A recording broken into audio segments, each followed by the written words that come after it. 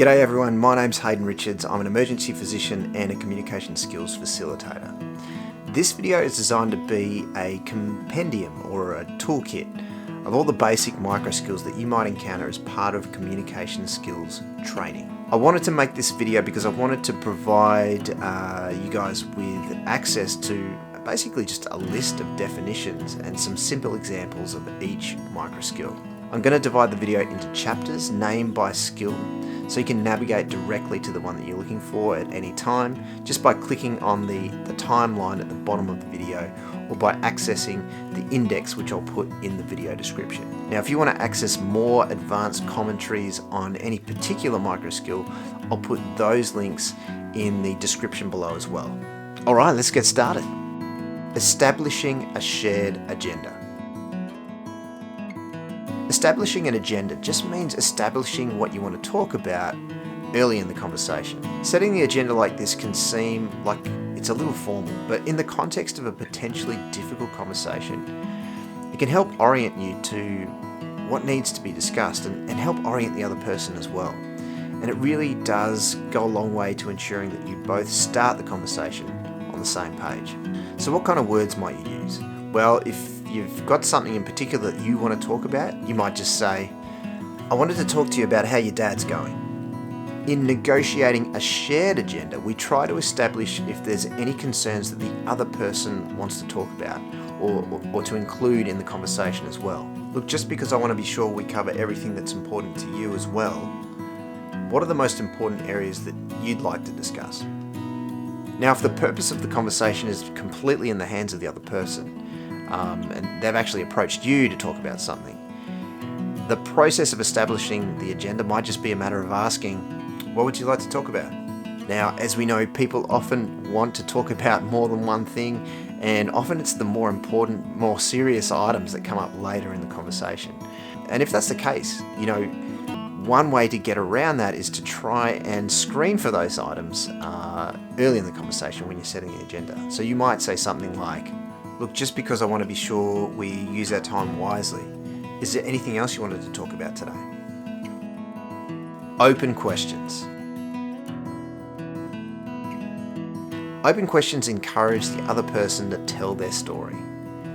In general, they cannot be answered with a yes or a no, and they usually start with the words what, how, or why. So what brought you in today? How can I help you? Closed questions.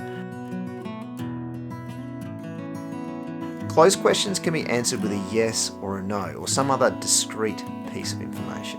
Do you have a headache? What colour is your car? Now, closed questions get a bit of a bad name, but there's really nothing intrinsically wrong with asking closed questions. It's just you're better off leaving the closed questions to the end of the information gathering phase for the purpose of checking details and clarifying things. Open questions are much more effective for the upfront, heavy lifting of information gathering. Other types of questions. The other types of questions that you might encounter in a communication skills training session might include screening questions. Is there anything else you can think of? Clarifying questions.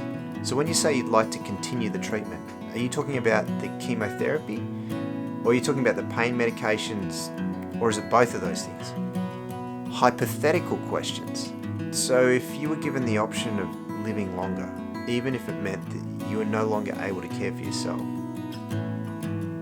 is that something that you would want? Prioritising questions.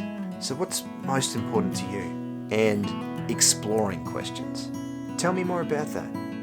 ICE. ICE stands for Ideas, Concerns and Expectations. It represents a domain of questions that will provide insight into the other person's values, goals, and fears. It's generally really useful to gather this information early in the interaction. Here's some examples. Ideas. What do you think might be going on? Concerns. What's your biggest concern? And expectations. What's the most important thing for you to get out of this meeting today? Signposting. Signposts are statements or questions that indicate where the conversation is heading next. They help keep both you and the other person oriented to what's happening in the interaction. They can come in a variety of flavours, including the Standard Signpost. I want to ask you some questions about your home situation now. The warning shot. Look, I'm sorry. I've got some serious news to share with you. Asking permission. Is it okay if we talk a little bit about your drinking? And parking till later. Thanks for sharing that with me. That is really important. And I think we need to make sure we cover that in full detail.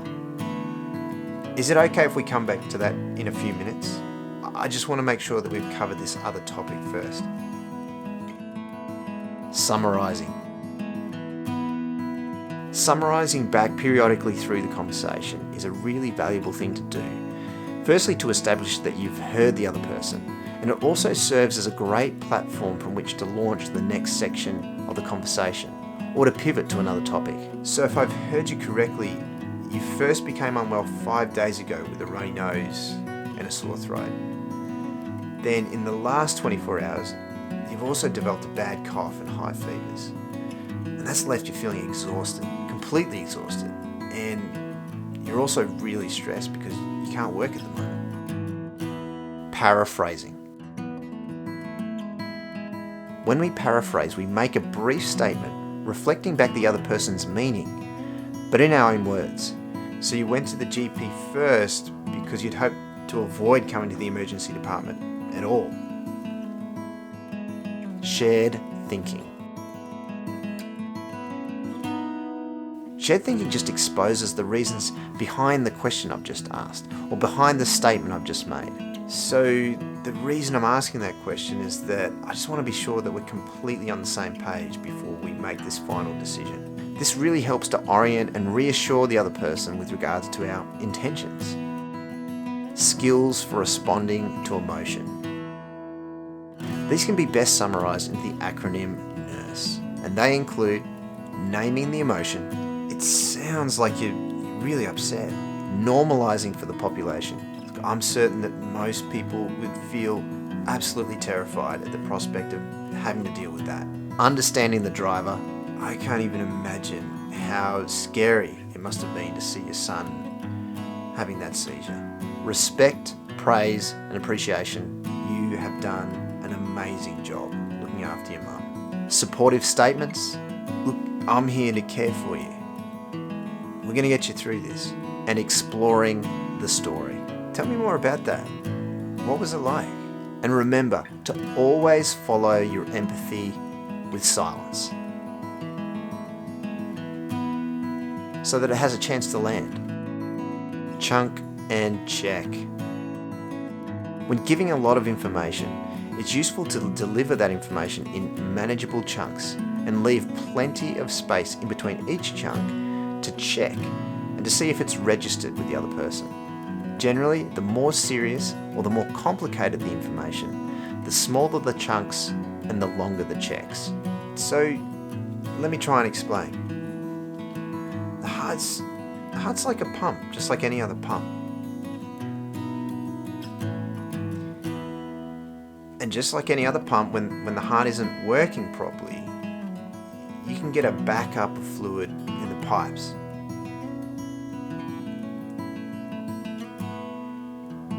In this case, the pipes are like the blood vessels in your body, the veins and the arteries.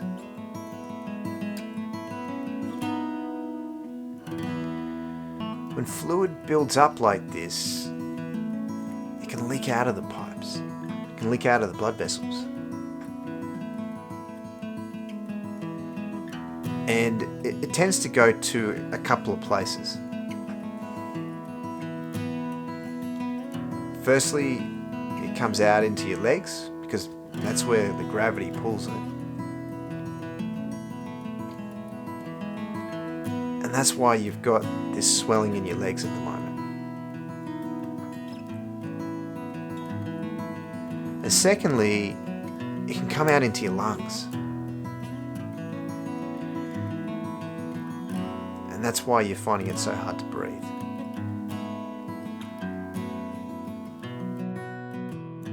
Teachback. Teachback is a skill that can be used to ensure that the other person has fully understood what we've attempted to explain to them. When we use Teachback, it's important that we frame it such that we are checking to see if we've explained the information adequately, rather than checking to see if they've heard or understood it correctly. That way, it's much less likely to sound like we're testing the other person, and it's going to be much easier for them and much safer for them to answer as best they can. Okay, so that's a lot of information to take on. Just so I know that I've done a good enough job of explaining the situation, can you tell me what you've understood from what I've said? So guys, that's where I'm going to leave it today. There's probably a few other micro skills that I could go into, but I really think that that is the main list. If there's anything else you want me to cover, let me know in the comments section. As I said at the start of the video, if you want to go into any of those micro skills in more detail, I've got a bunch of other videos that go into deep dives basically on each individual micro skill. I'll put the details in the description section of the video. Take care guys, I'll see you in the next video.